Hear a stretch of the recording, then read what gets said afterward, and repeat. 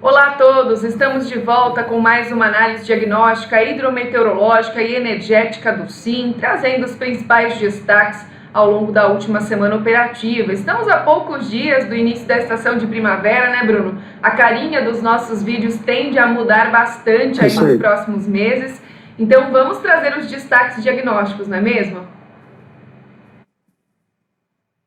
É isso aí, vamos aproveitar para mostrar aqui como foi o comportamento da carga, parte de temperatura, energia natural fluente, os principais fatores aí que tendem a impactar o preço para a próxima semana operativa.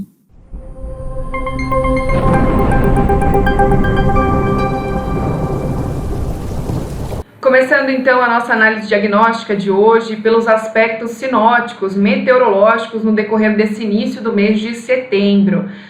Nesse primeiro slide da apresentação, a gente consegue identificar o motivo do mês de setembro ter começado tão seco entre áreas do centro-sul, sudeste, centro-oeste, além de ser ainda um mês de transição, um mês bastante seco no interior do Brasil.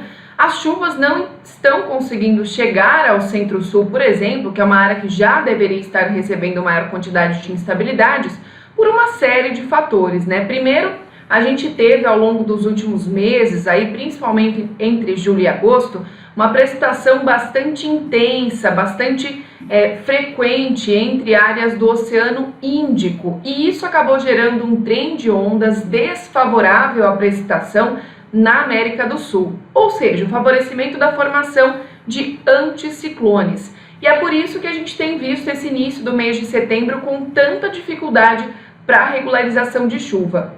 O padrão dos ventos lá no alto da atmosfera, mediante os anticiclones, também estão mais acelerados, empurrando as instabilidades para fora.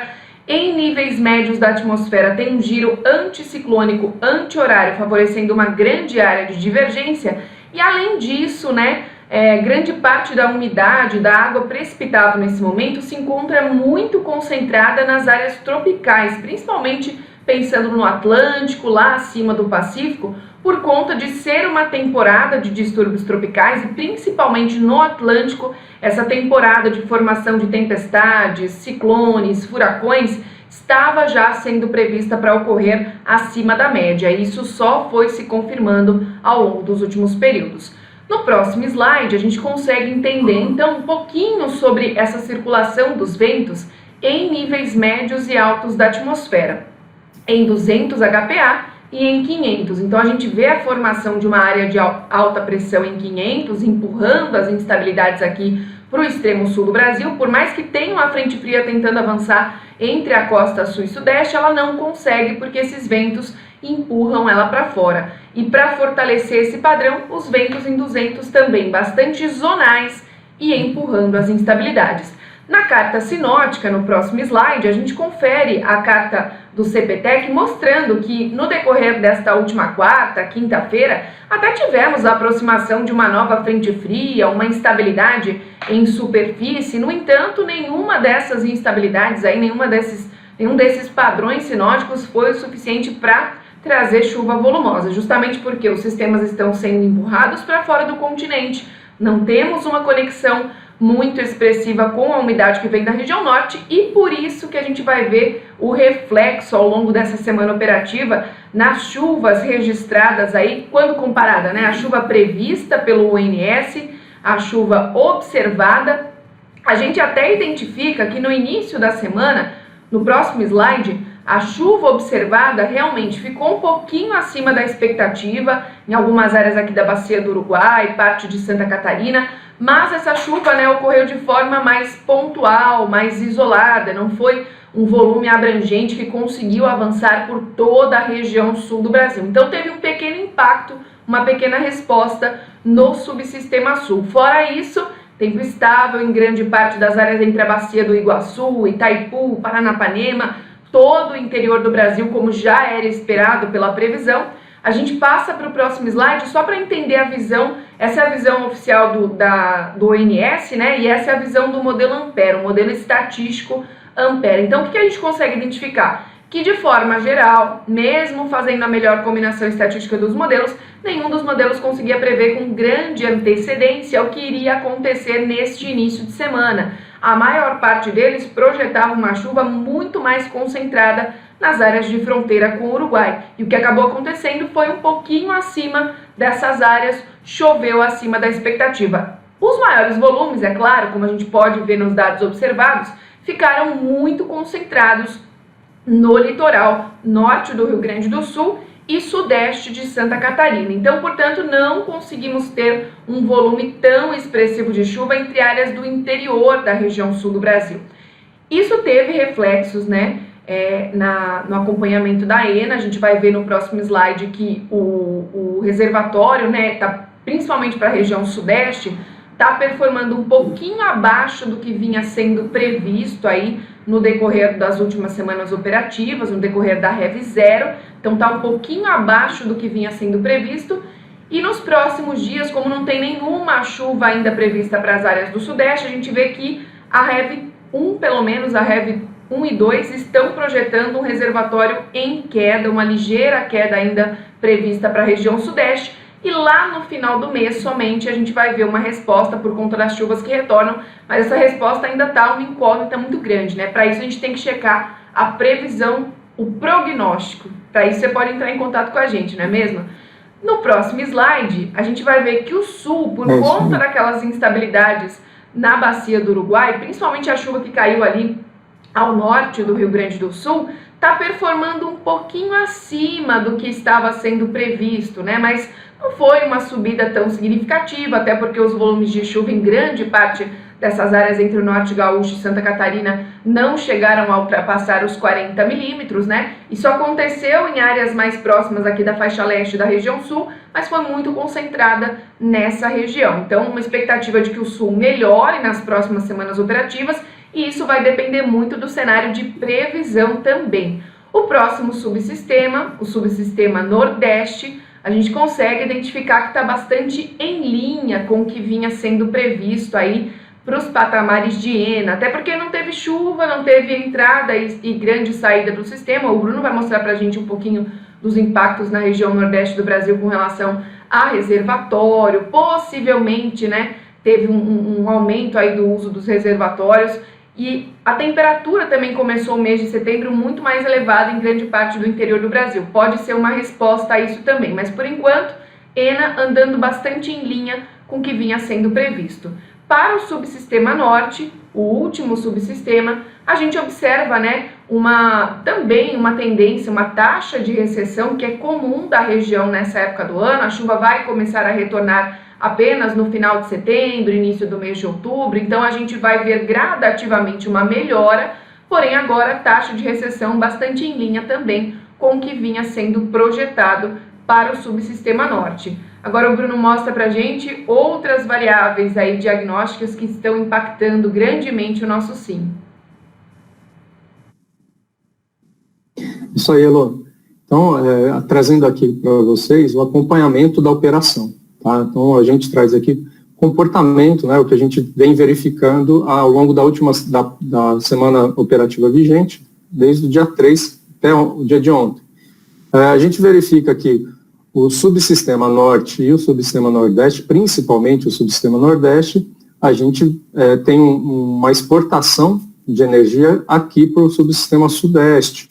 Então, o subsistema norte, ele já não tem uma contribuição tão significativa, já o subsistema nordeste, principalmente por conta aí da geração eólica, ela tem uma exportação, uma parcela de exportação mais importante aí chegando aqui para o nosso subsistema sudeste.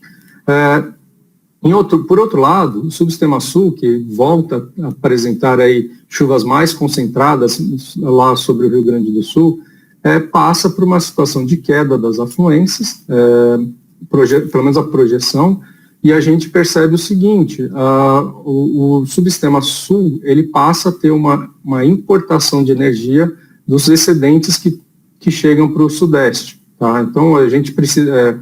Isso foi uma reversão, né, de comportamento. Na semana anterior, o subsistema sul ainda estava exportando energia para o sudeste e a gente nota essa mudança aí de comportamento. Então, daqui para frente, a gente passa a avaliar a questão meteorológica das temperaturas. E a Elo vai explicar aqui como foram, né, como o comportamento dessas temperaturas que vão acabar impactando o comportamento da carga. Vai lá, Elo, contigo. Tivemos o retorno aí de uma massa de ar seco, como a gente mencionou no início do vídeo, né, ganhando mais intensidade no interior do Brasil. Chama a atenção o desvio de até 5 graus acima da média entre os estados do Paraná, São Paulo, Mato Grosso do Sul. Então, depois daquela onda de frio, né, no penúltimo final de semana de agosto, setembro começou aí com onda de calor, né, ventos bastante intensos vindos de norte para trazer essa quantidade de temperaturas mais elevadas, de tempo seco para a gente. Isso tem chance, né, Bruno, de impactar grandemente na carga, ainda mais que a gente está vendo o subsistema sudeste, principalmente, retomando as atividades aí depois de um longo período de quarentena. Tem muitos comércios, muitas indústrias, né, reabrindo, retomando as atividades, então é de se esperar que tenha um impacto.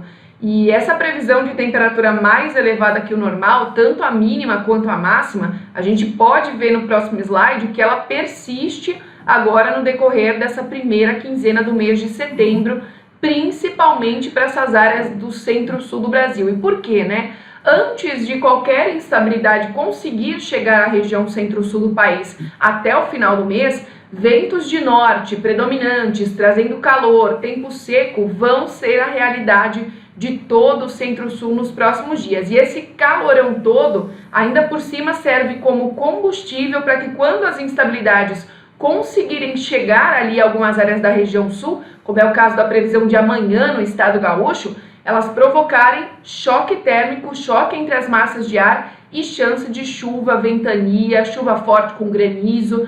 Então, assim, esse calor intenso, né, além de todos os efeitos na carga, também tem um efeito, claro, na dinâmica da atmosfera na hora da formação das tempestades.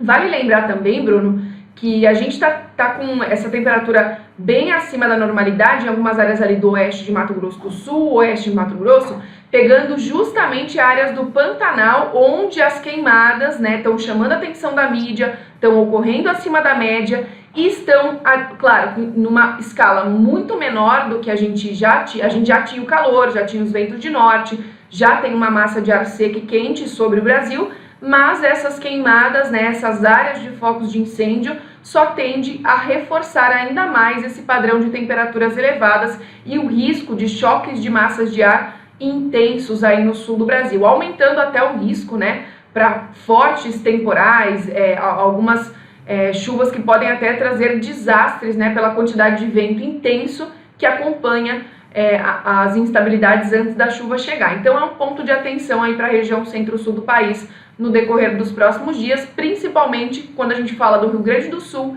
e de Santa Catarina, que já sofreram bastante ao longo desses últimos meses aí com condição de tempo severo, não é mesmo? E no próximo slide você mostra pra gente o que isso, né, impactou na carga, por exemplo. Falando agora do acompanhamento da carga, o que a gente verifica é que esse comportamento de temperaturas mais elevadas na maior parte do país, ela também surgiu, teve reflexo sobre a nossa carga. Tá? Então a gente percebe, olhando para o subsistema sudeste, que foi o mais impactado, né, foi o que apresentou maior desvio, passando de 1 gigawatt médio para essa semana, em relação ao que havia sido previsto na semana passada pelo Operador Nacional do Sistema. Então, as demais variações nos outros subsistemas, elas foram bem menores, ficaram bastante em linha com o que havia sido previsto aí pelo Operador Nacional do Sistema. Talvez o maior desvio percentual tenha sido no sistema norte, que apesar de ser um pequeno desvio, em relação à carga total, pode ser considerável. O desvio, passando pelos desvios, né? Então, como eu comentei, o subsistema sudeste, a gente está monitorando o desvio de 1.195 megawatts médios, no sul, 64 megawatts médios. Então, no nordeste, um desvio mínimo de 3 megawatts médios, então está bastante alinhado com o que havia sido previsto. No subsistema norte, 196 megawatts médios.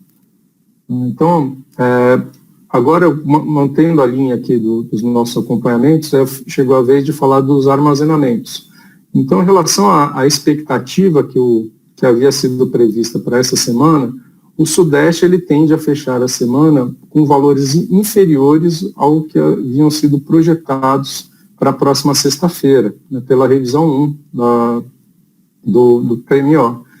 Então, a gente tem um pequeno desvio aí, negativo, né? Então um consumo maior, motivado aí principalmente pelo aumento da carga, ok? Tá? Em relação ao subsistema Sul, a gente vê também um desvio negativo, mas muito pequeno, tá praticamente em linha com o que havia sido previsto. O subsistema Nordeste, por outro lado, ele vai assim, como teve um desvio muito pequeno de carga, existe uma geração eólica bastante expressiva que tem compensado a geração hidráulica. Então, a gente percebe que o consumo de reservatório previsto, ele foi maior do que o que está sendo observado, né? Então, ele vai no sentido oposto aí dos demais subsistemas. E, novamente, o subsistema Norte, né, por fim, ele também apresenta um desvio mínimo em relação ao que havia sido projetado aí pelo operador para o fechamento da semana corrente. Tá? Com isso, a gente chega aqui no nosso resumo e a gente comenta, né? Em relação à parte de energia natural afluente, a Heloísa comentou sobre os desvios, são pequenos desvios, são desvios compensatórios e eles não explicam aí, portanto, o impacto no preço para a próxima semana. Em relação à carga, a gente viu que as temperaturas impactaram, existe uma tendência de temperaturas mais elevadas e provavelmente de cargas mais elevadas. Em relação ao armazenamento, como a gente observou um desvio mais acentuado no subsistema Sudeste, que acabou impactando aí o SIM como um todo, a gente percebe que também ele carrega esse impacto no sentido de preços mais altos. Não foram observados outros parâmetros que sejam relevantes para a atualização desse nosso vídeo diagnóstico.